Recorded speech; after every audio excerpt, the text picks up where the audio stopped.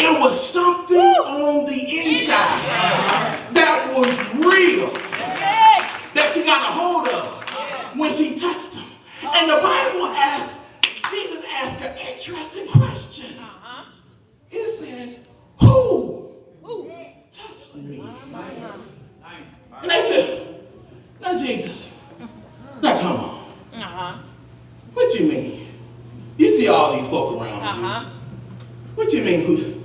All these folk up on you. What you mean who touched me? He said, but somebody touched me.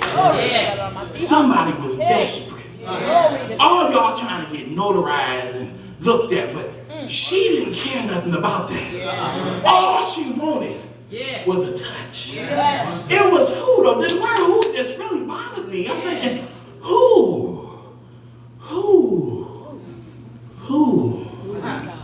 And the Lord showed me something. Y'all pray for me. Yeah, go ahead. He took the 3 words of who, 3 letters of who. He took what she felt like at first. The O.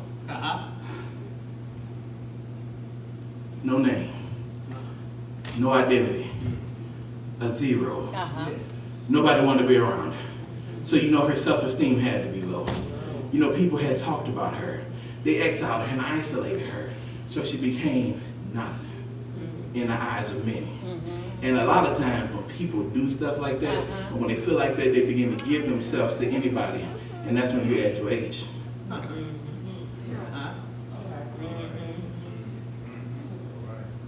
Am I on your level? And you begin to give yourself to any and everybody. Kind of like Hagar. Out there trying to get themselves away. And that's what she became. She became that.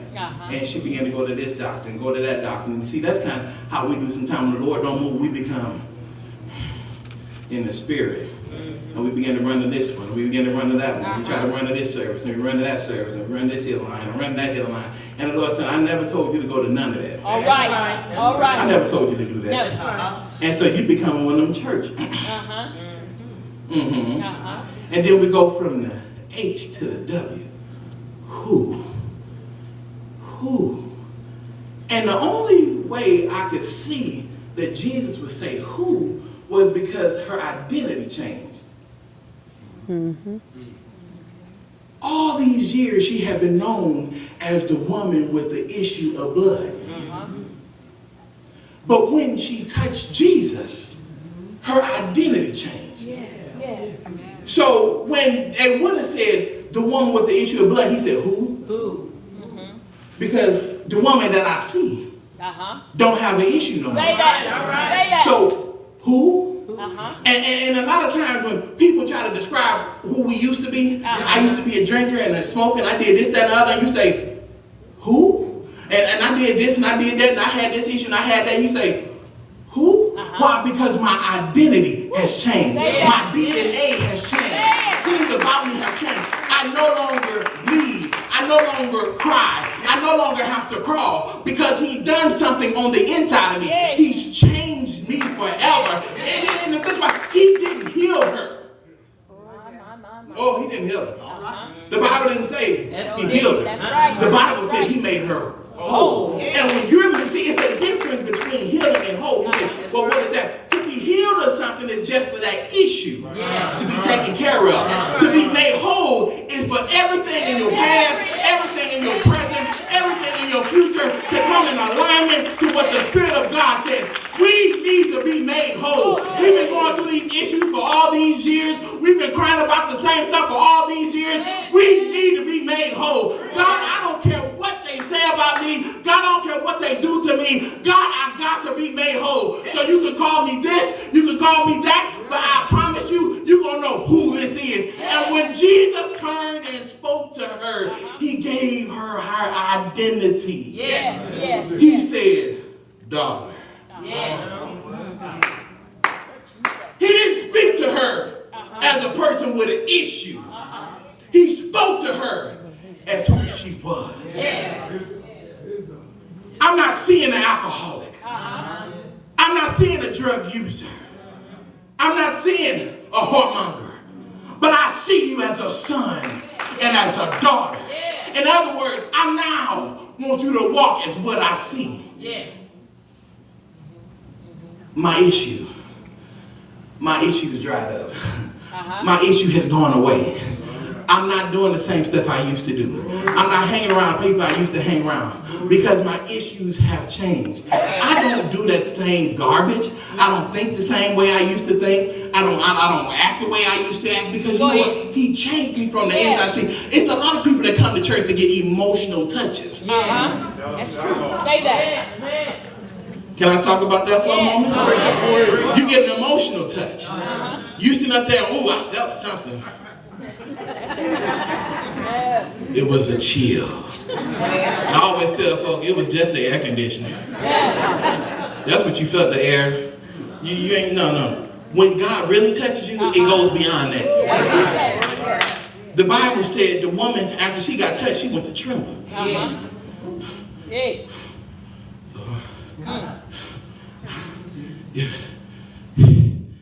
It was me. And see, you know, I know the Bible said she was fearful because, you know, everybody was looking at her. But just imagine you just touched the power. Yes, sir. Oh, glory. Oh, my God. Glory. For the 8, 9, 12 glory. years, I've been dealing with this, and I finally got a hold to the power. Yes. Oh my God. I've been going to this doctor and he told me to do this and it didn't work. I went to my cousin and they told me to do that and it didn't work. But oh, somebody told me about that Jesus. And I was crazy enough. I knew I wasn't supposed to be around him. I knew it wasn't my place. But you ain't been in my shoes. You ain't been isolated. You ain't been left alone. You ain't been talked about all these years. And so I couldn't really listen to what y'all had to say. But I got hold to something good. And oh, I can feel them. From the crown of my head to the soles of my feet. I don't know if you ever seen somebody tripping. When you get a good dose of the Holy Ghost, he'll cause you to trip. You ever see folk laying on a pew? I said, oh, she just tripping in the Holy Ghost. When you get a good dose of the Holy Ghost, he will change your attitude. He will change your mind. He will change your heart. You will go back to your job different. You'll go back to school different. You won't want to do the stuff you used to. You won't want to watch what you used to watch. You won't want to go where you used to go. Why? Because something about your issue changed. Now, I ain't got them same issues. I don't walk the way I used to walk. I don't got a taste for alcohol no more. I don't want to smoke no more. I don't want to hang around them no more. Y'all ain't got nothing for me no way. I've changed. I've changed. I'm a changed person. And you know what? I'm not waiting for you to tell me. I got to know it for myself. See, you got to know this thing for yourself. Don't wait. Well, I see something different in you, Johnny. Oh, thank the Lord. I can't wait on you. I can't wait on your confirmation. I got to know for myself. There's something that happened in my life. And not only do I need to know that, but I need to begin to walk it out. You can't be like everybody else talking about, yeah, the Lord saved me, but I'm still listening to that music. Say it. Oh, I had y'all for a minute. We was friends, wasn't we? Go ahead. I'm talking about some of your issues, ain't I? It's all right. Say it. You want to watch that stuff. And see, now see, don't think it's just the young folk doing it. All right. Say it. Go ahead. You ain't going to tell me to put away my 8-track.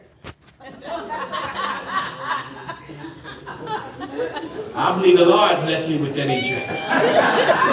And I'm going to play my song every now and again, you know. The Lord knows, you know, my records, you know. You still got them up in your attic. And every now and again, you know, I just in the mood to, you know. I love gospel, but every now and again, I got to get a little taste, you know. For real? But then you want to talk about these over here. Either you're going to be all the way or you ain't at all. Say that. Say that. All the way or nothing. All right. You don't need no taste of nothing but Jesus. Hello. Young need to be watching the videos. That's right. Young and old. That's right.